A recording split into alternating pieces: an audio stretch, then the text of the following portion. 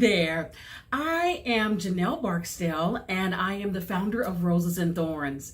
Each third Friday, we come together and we share the roses and the thorns of the season that we're in. And it's an opportunity for us to encourage one another and to celebrate with one another, whether you have a rose or a thorn, then have authentic community and support one another.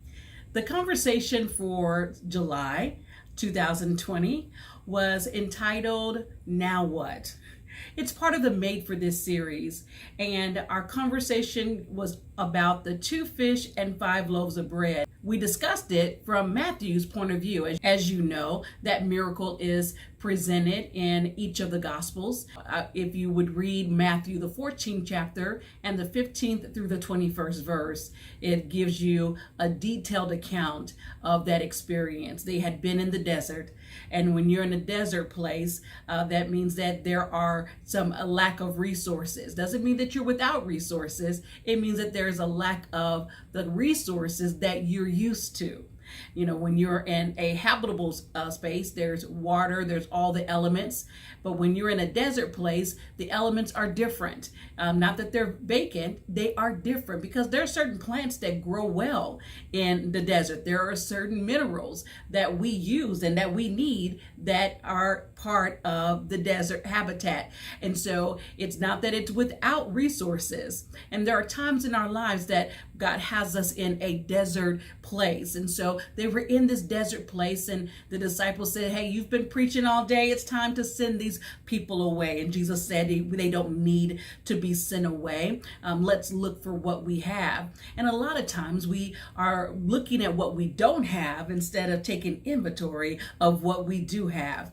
And as they began to look in the crowd, they found this young boy who had a lunch, possibly packed by his mom. I remember packing lunches for Jayla and my daughter when she was a little girl, and I would always put a little note in her lunch just to brighten her day and to encourage her. And so I'm imagining his mom packed this baby boy's lunch, and in it was 2 fish and 5 loaves of bread. So imagine if it's for a child, we're not talking about wonder loaves of bread. We're talking about biscuits. We're talking about what a child would consume. And so it was brought to Jesus. Now I want to back up for just one moment because there is a head count that's been provided, and it was provided in every account in the Gospels that there were 5,000. And Matthew was very specific to let us know that they were only counting the men. So this was not an account of the children or the women. 5,000 men. The lunch came from the baby, came from the little boy. He wasn't even counted in the 5,000, but yet he showed up with the miracle. And some of you may be counted out. You may believe that you're being overlooked and that no one is considering you. But God does not need you to have a stage for him to use you. And so even though you may not be in the clique and you're not in the club, and God still has a plan for what he put in your hand. And so this baby's lunch, Jesus takes his lunch and he blesses it. He lifts it up to God and he blesses it. And then it says he breaks it. And so when you find that in Matthew's, now the other Gospels don't mention that it was broken, but in Matthew specifically says that he broke it. He said it was broken, that the bread and the fish, that Jesus blessed it and then he broke it. And it wasn't that he was breaking off pieces and you get a little piece of fish and you get this biscuit. He broke the limitations that was on that small lunch. And some of us, we only have a little bit, but that's all it takes, that we can let our little bit be in the hands of God, and he can break the limitations over what you have. He can break the limitations on your reach. He can break the limitations on your resources. And it says that all 5,000 men, women, and children, they were all fed. Imagine a caterer who will ask you for your head count. They do that specifically to make sure that there's enough food, that you don't have excess and a waste, but you also don't run out of food. And we know that God is so specific. He counts every hair on our head. So the fact that there was excess, that there was 12 baskets left over was not an accident.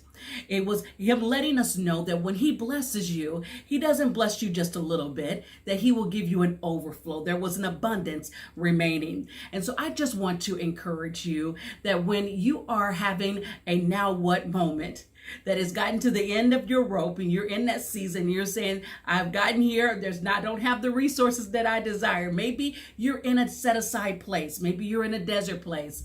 To know that God can break the limits off of whatever you have left. I am so thrilled to share this word with you, and I look forward to connecting with you soon.